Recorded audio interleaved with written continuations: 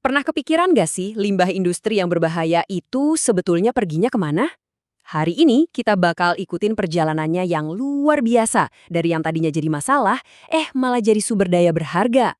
Nah, pertanyaan ini tuh jadi tantangan sehari-hari buat banyak industri. Dan jawabannya mungkin bakal bikin Anda kaget. Ternyata limbah ini nggak selamanya cuma dibuang loh. Jawabannya ada di tempat kayak gini nih, PT Karya Jaya Logamindo. Justru di sini, limbah berbahaya itu seolah dapat nyawa kedua. Kita bakal lihat langsung gimana caranya mereka mengubah bahan berbahaya jadi produk baru yang, wow, punya nilai jual. Oke, ini dia peta perjalanan kita.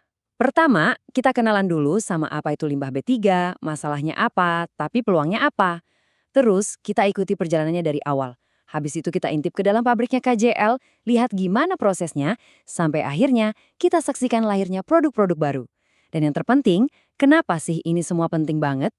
Oke, langsung aja kita bahas ya soal tantangan utamanya dan yang menarik, peluang yang ada di baliknya. Jadi gini, semua aktivitas industri, mau itu pabrik manufaktur, bengkel logam, apapun itu, pasti ada sisa produksinya. Nah, sebagian sisa ini disebut limbah B3, singkatan dari bahan berbahaya dan geracun. Kenapa berbahaya? Ya karena kalau nggak diurus benar-benar, ini bisa merusak lingkungan dan kesehatan kita semua. Oke, sekarang kita masuk ke tahap selanjutnya. Gimana sih awal mula perjalanan limbah ini? Jadi, semua berawal dari pabrik-pabrik itu sendiri. Limbahnya dijemput sama transporter khusus yang punya izin resmi loh. Nggak sembarangan. Terus dibawa dengan hati-hati ke fasilitas pemanfaatan resmi, salah satunya ya PT KJL ini. Nah, ini bagian yang penting banget. Begitu sampai di lokasi, nggak bisa langsung diolah. Limbahnya diterima, dicatat semua datanya dengan super teliti, baru deh disimpan di tempat yang aman sambil nunggu giliran diproses. Oke, saatnya kita masuk ke dapurnya nih. Kita lihat yuk gimana proses transformasi ini benar-benar terjadi. Flowchart ini, nah ini dia jantung dari semua operasinya. Coba perhatikan deh, limbah yang masuk dari kiri itu jalurnya beda-beda.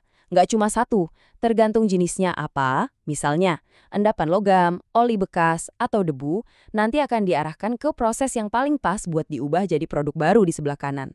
Jadi, secara garis besar, KJL ini pakai 4 jurus utama.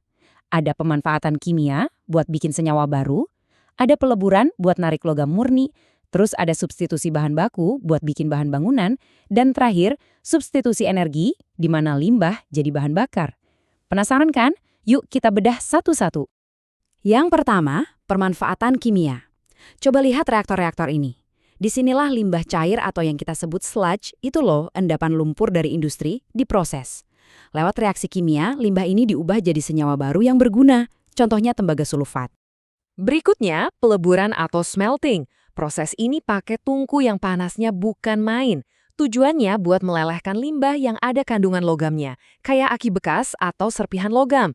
Dari situ, logam berharganya bisa diambil dan dimurnikan lagi. Lanjut ke substitusi bahan baku. Nah, kalau yang ini, limbah padat kayak dross dan terak, ini semacam kotoran sisa dari peleburan logam, nggak dibuang gitu aja, malah dihancurin, terus dicetak jadi bahan bangunan, misalnya paving block. Dan yang ini, wah keren banget sih, ini benar-benar contoh ekonomi sirkular yang nyata. Jadi, oli bekas itu diproses lagi, bukan buat dibuang, tapi buat jadi bahan bakar alternatif untuk tungku peleburan tadi. Jadi satu jenis limbah dipakai buat mengolah jenis limbah yang lain, efisien banget. Oke, setelah lewat semua proses yang rumit tadi, hasilnya jadi apa aja sih? Yuk kita lihat produk-produk baru yang lahir dari limbah ini.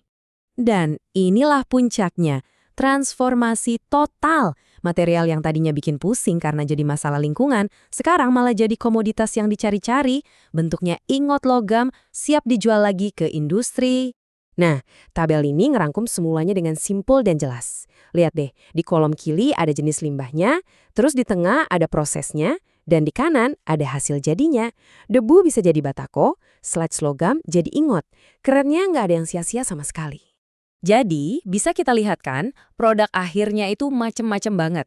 Dari limbah, sekarang kita bisa punya ingot logam buat pabrik, paving block buat jalanan, bahkan senyawa kimia kayak copper sulfate atau ferric chloride buat keperluan manufaktur lain. Luar biasa. Oke, sekarang coba kita lihat dari sudut pandang yang lebih luas. Kenapa sih semua proses ini penting banget? Poin utamanya adalah proses ini tuh inti dari apa yang kita sebut ekonomi sirkuler. Jadi kita nggak lagi pakai model ambil, pakai, buang yang boros, tapi kita ubah jadi sebuah siklus. Ini jelas banget mengurangi sampah di TPA dan pastinya menghemat sumber daya alam kita yang terbatas. Dan filosofi di baliknya itu dalam banget ya. Kami tidak hanya mengelola limbah. Kami melihatnya sebagai sumber daya yang salah tempat yang menunggu tujuan baru. Ini benar-benar cara berpikir yang mengubah sesuatu yang tadinya beban buat lingkungan jadi aset yang punya nilai ekonomi. Nah, ini jadi bahan renungan yang menarik buat kita semua kan? Kalau limbah yang katanya berbahaya aja bisa diubah total jadi sesuatu yang berguna, coba bayangin, apalagi ya di sekitar kita yang kelihatannya sampah, padahal sebenarnya cuma lagi nunggu kesempatan kedua. Terima kasih banyak sudah menyimak kupas tuntas perjalanan limbah industri ini. Semoga ini bisa kasih kita semua perspektif baru ya tentang apa itu sampah.